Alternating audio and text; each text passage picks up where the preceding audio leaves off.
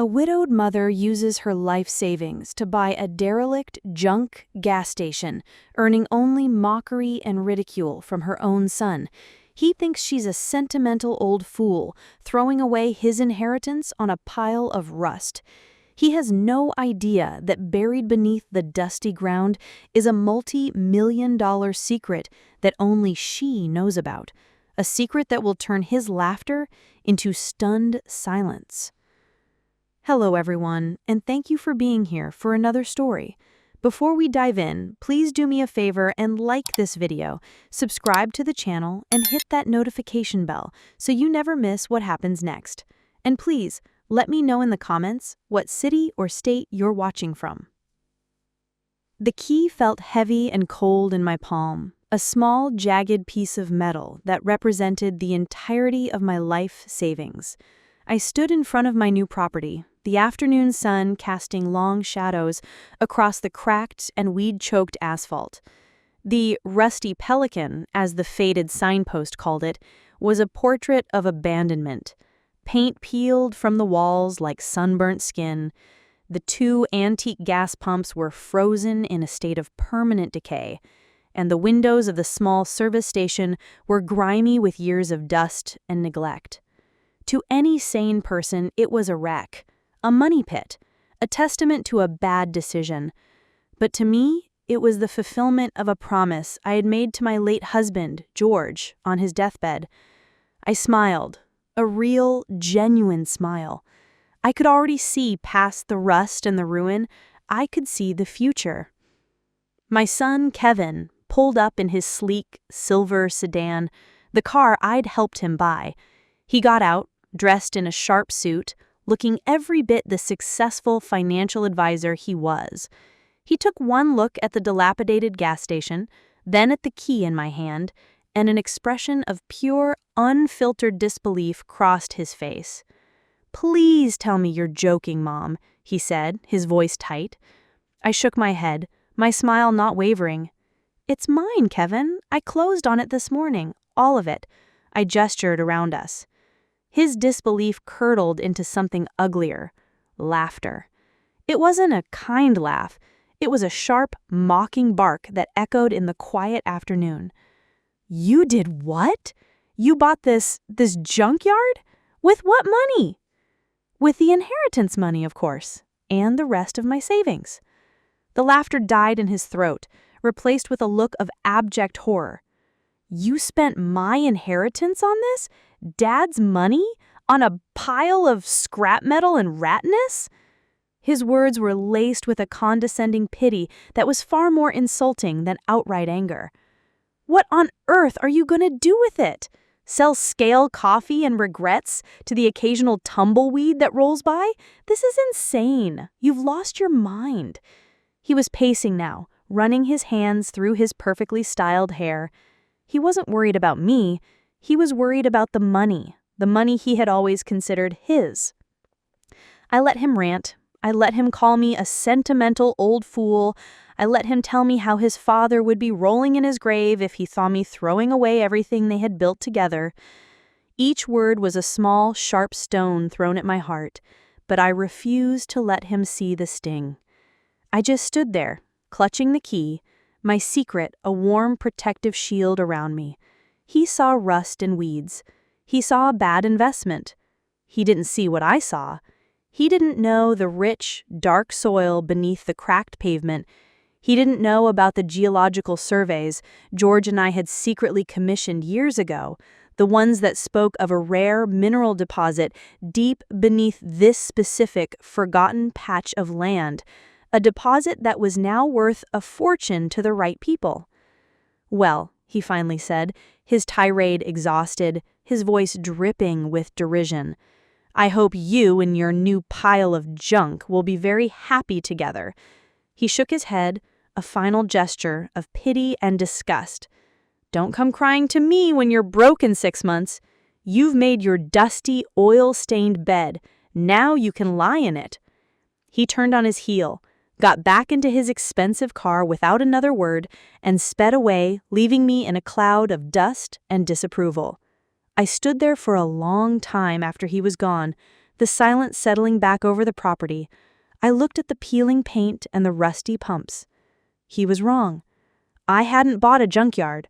I had bought my freedom, and I had just learned exactly what my son's love was worth. I've only just begun this story, but believe me, it's about to get even more intense. Stay tuned to find out what happens when the hero faces an even greater injustice. I stood there long after the dust from Kevin's expensive car had settled, the solitary key still clutched in my hand. The setting sun painted the peeling sign of the Rusty Pelican in hues of orange and gold, making it look almost beautiful. An ordinary mother might have felt a deep, soul-crushing sadness. An ordinary mother might have questioned her own judgment, her son's cruel words echoing in her ears. But as the last of his angry energy dissipated into the quiet evening, I felt something else entirely. A profound, unshakable calm. His mockery hadn't filled me with doubt. It had filled me with purpose. For years, I had held on to this secret, waiting for the right time. Kevin's disrespect was the signal I didn't know I needed. The time was now. Back home, I didn't dwell on the argument. I went straight to the old metal luck box in my husband's study, a box Kevin had always dismissed as being full of old junk. I turned the combination lock, the clicks loud in the silent room, and lifted the lid. The contents weren't junk. They were George's legacy of foresight. Inside, protected in a heavy plastic sleeve, were the geological survey documents from 15 years ago. I spread the maps out on his desk. They were covered in topographical lines, mineral density charts, and handwritten notes from my husband. He had been a geologist before he went into business, and he never lost his love for the earth. He had bought this land cheap back then, always telling me with a wink, "Brenda, there's more than just dirt in this dirt." The official report from the consulting firm, Bedrock Analytics, confirmed it. A significant deposit of high-purity lithium, an element that was only moderately valuable back then, but was now considered white gold in the age of electric vehicles. The next morning, I felt the resolve I hadn't felt since George passed away. I found the original business card for Bedrock Analytics clipped to the report. The number was probably defunct, the company likely gone, but to my surprise, a professional receptionist answered on the second ring. I asked to speak with someone about a 15-year-old survey. I was put on hold, the tinny music a strange soundtrack to my life-changing moment. Finally, a man's voice came on the line. "This is Arthur Davies. I'm the head of regional surveying. How can I help you?"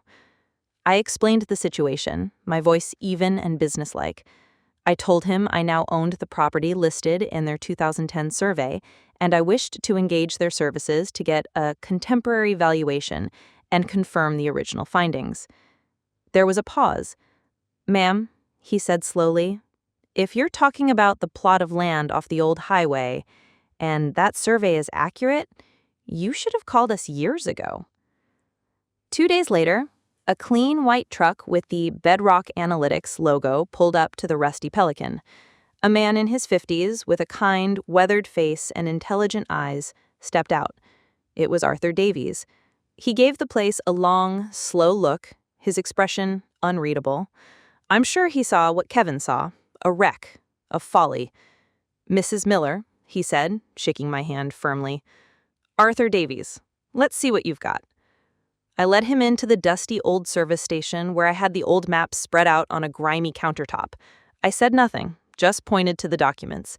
He leaned over them, pulling a pair of reading glasses from his pocket.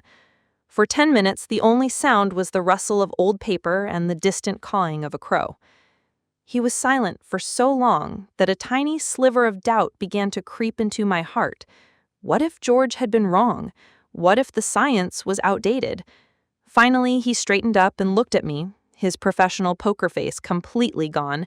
His eyes were wide with a barely concealed excitement. He took off his glasses and rubbed his face, a slow grin spreading across his lips. He walked to the door and stared out at the dusty, weed-choked yard, as if seeing it for the first time. "Well, I'll be," he whispered, more to himself than to me. He turned back to me, his grin now a full-blown, disbelieving smile. "Brenda," he said, the formality of Mrs. Miller completely forgotten in his excitement. "I will have to run core samples to make this official, you understand. We'll need drilling permits, the whole 9 yards." He shook his head, looking from me to the maps and back again. "But based on your husband's original data, which was impeccable, and what we know about the geology of this region now, you are not standing in a junk gas station." He let out a low whistle. "You are standing on top of what is likely one of the richest, most accessible lithium deposits in the entire state. We're not talking thousands, ma'am. We're talking a baseline valuation starting in the 8 figures." The words 8 figures hung in the dusty air of the old service station, seeming to suck all the oxygen out of the room. For a moment, I felt lightheaded. It wasn't the greed of a lottery winner. It was the profound, earth-shaking feeling of vindication. It was the validation of my husband's faith, of my own quiet belief, and the confirmation that my son, in all his financial wisdom, was a fool. I thanked Mr. Davies, my voice steady despite the tremor in my hands, and we agreed on the next steps. The life I had known was over. The life of Brenda Miller, the quiet widow and retired schoolteacher, was about to be replaced by Brenda Miller, the owner of a multi-million-dollar mineral deposit. The thought was both terrifying and exhilarating. Within a week, the Rusty Pelican was transformed. The quiet monument to decay became a hub of activity. Mr. Davies' team from Bedrock Analytics arrived with their impressive equipment. A small, portable drilling rig was set up in the back lot, and men in hard hats and reflective vests went about their work with quiet efficiency. They took core samples, ran seismic tests, and set up little colored flags all over the property. I spent most of my days there, not because I needed to supervise, but because I wanted to. I brought the crew coffee and donuts, listened to their technical explanations, and learned the difference between pegmatite and spodumene. I was no longer a grieving widow with a strange hobby. I was the head of a major geological project. I was in my element. It took Kevin 9 days to notice. I'm sure he drove past a few times, probably shaking his head at the crazy old woman and her new friends. But the sight of a full-sized drilling rig is hard to ignore, even for someone as willfully blind as my son. He pulled up one afternoon, his silver sedan looking hilariously out of place next to the muddy work trucks. He got out, his face a mask of confusion and annoyance. He stormed over to where I was standing with Arthur Davies, looking over a new set of topographical charts. "Mom, what in the world is going on here?" he demanded, his voice loud enough to make a couple of the workers look up. "Who are all these people? Are you paying for this? I swear, if you've been taken in by some scam—" I held up a hand, cutting him off. The time for his condescension was over. "Hello, Kevin," I said, my voice cool and even. "There's no scam. This is Mr. Arthur Davies from Bedrock Analytics. I've retained his firm to conduct a formal survey of my property." Kevin looked at Arthur, then back at me, his eyes narrowed with suspicion. "A survey? For what? A historical survey of rust? I told you this place was worthless. You are wasting money you don't have." The arrogance was breathtaking. He spoke as if I were a child who had been caught spending her allowance on candy. Mr. Davies, to his credit, remained perfectly professional, though I saw a flicker of amusement in his eyes. He extended a hand to my son. "A pleasure, Mr. Miller. Your mother is a very astute businesswoman." Kevin ignored the handshake. "Astute? She bought a derelict gas station." Mr. Davies's smile was thin but polite. "Yes, she did. And in doing so, she secured the rights to the significant lithium deposit located directly beneath it. We're just confirming the depth and purity. The initial estimates are promising." I watched my son's face as he processed Mr. Davies's words. I saw the exact moment his brain connected the dots. The casual dismissal, the mockery, the word lithium, the phrase astute businesswoman. It was like watching a computer trying to solve an impossible equation. His smug, irritated expression dissolved, replaced by a slack-jawed, vacant stare. The color drained from his face. His eyes, which had been filled with arrogant certainty, now swirled with a chaotic mixture of confusion, disbelief, and something else. something I hadn't seen in a long time: greed. He looked from Mr. Davies's calm, professional face to the expensive rig, then to the dusty ground beneath his own feet, and finally to me. His mouth opened, but no words came out. The laughter was gone. The mockery was gone. All that was left was the cold, quiet, and utterly devastating sound of a multi-million-dollar opportunity slipping through his fingers. The silence that followed Mr. Davies's announcement was a living thing. I watched as a decade of my son's carefully constructed superiority crumbled in a single, breathtaking moment. The smug financial advisor, the man who pitied his poor, senile mother, vanished. In his place was a wide-eyed, grasping child who had just seen the world's biggest lollipop in a store window. 8 figures? Kevin finally choked out, the words catching in his throat. His eyes, which moments ago were filled with derision, now shone with a raw, undisguised avarice. He turned to me, a sickeningly sweet, psychopathic smile spreading across his face. "Mom, we're rich! I knew you were a genius! I always said you had a good head for business, didn't I?" The sudden reversal was so shameless, so transparent, that it was almost comical. I gave him a thin, polite smile. "I'm glad you approve, Kevin," I said, my voice betraying nothing. "Now, if you'll excuse us, Mr. Davies and I have a great deal of work to do."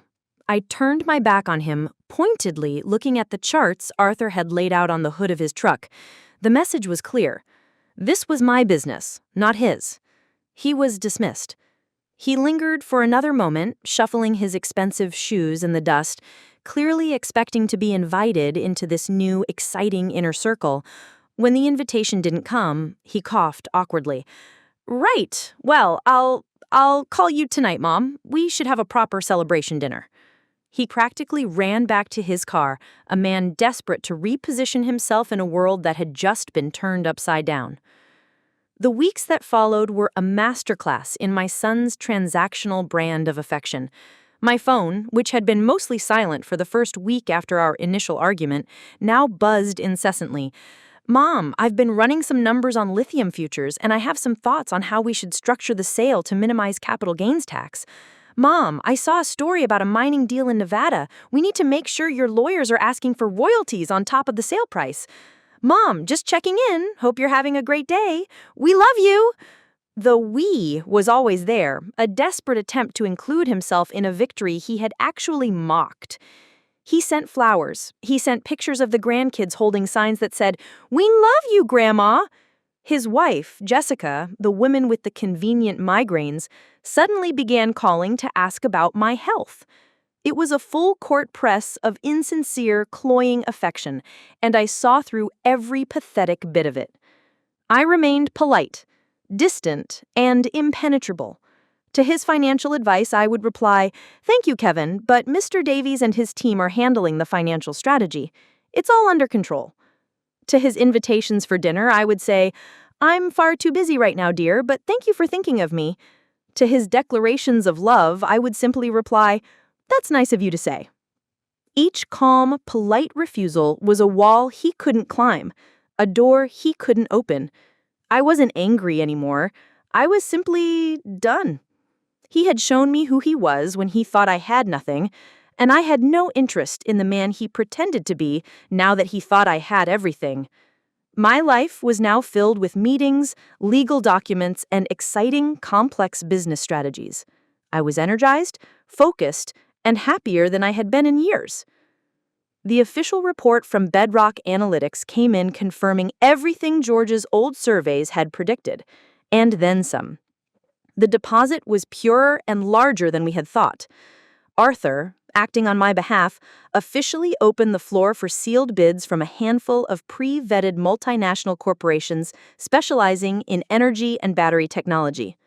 The process was quiet, professional, and entirely out of Kevin's hands, which I knew was driving him absolutely mad. I was in my garden, pruning my roses, when my cell phone rang. It was Arthur.